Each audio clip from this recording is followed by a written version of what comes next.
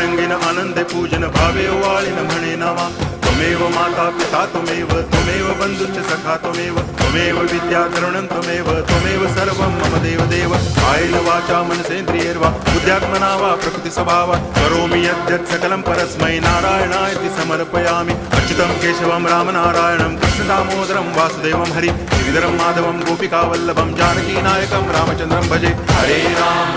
Ram